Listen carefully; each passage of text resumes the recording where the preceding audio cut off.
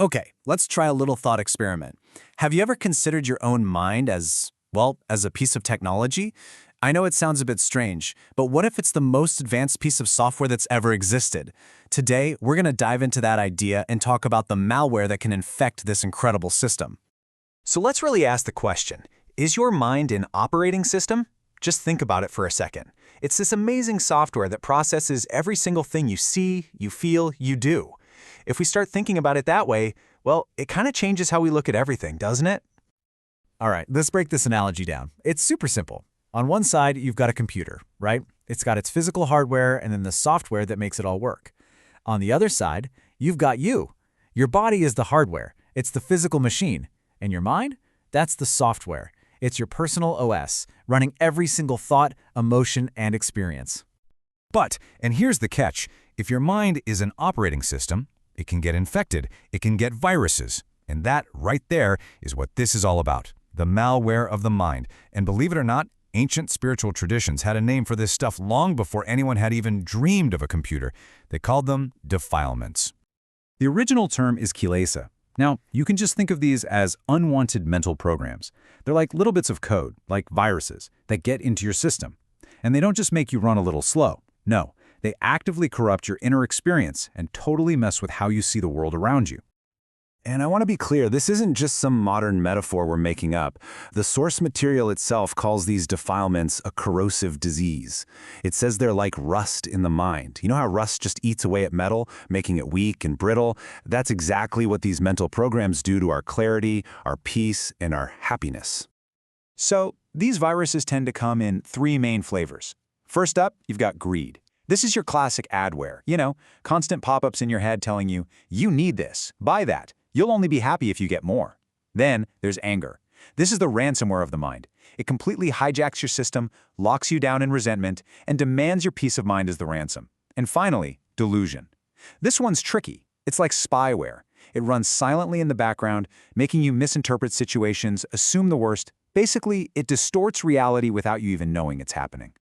And you can feel when these programs are running, can't you? A mind infected with this stuff just feels, well, it feels coarse, cloudy, unfocused. It's like trying to use a really old computer that's loaded with viruses. It's slow, it's clunky, and honestly, it's just frustrating. The whole system feels compromised.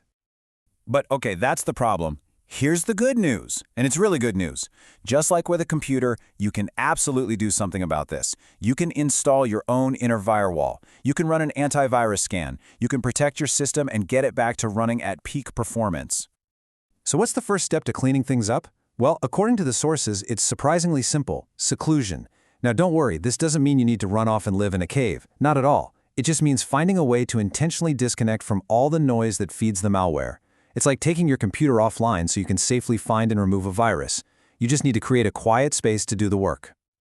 Okay, so once you've created that quiet space for yourself, it's time to run the scan. And we're going to call this the mindfulness scan. Think of it as a simple, step-by-step process to find and neutralize all that malware that's been running in the background of your mind. And it's just 4 super simple steps. Anyone can do this. Step 1, relax the body. You can't fix the software if the hardware is all keyed up, right? So just let your body go. Step 2, release attachments. This just means letting go of your worries, your to-do lists, all of it. Just for a little while, set it all down. Step 3, focus inward. Just gently pull your attention away from the outside world and find a quiet center inside yourself. And step 4, this is the easiest part. Just be still and observe. That's it. You just watch. Now, this might be the most important part. This scan doesn't require any force. You don't have to wrestle with your thoughts or fight the malware. The whole process is about quiet, steady attention. You're just shining a light on what's already there. And you know what? This kind of malware just can't survive in a well-lit system. The awareness itself is what does the work. So what happens when you start running this scan regularly? What does a clean, malware-free mind actually feel like? Well, the change is pretty amazing. It totally transforms your system's performance. Remember that slow, clunky, corrupted system we talked about? Well, after the scan, your mental OS is completely different. It's like night and day.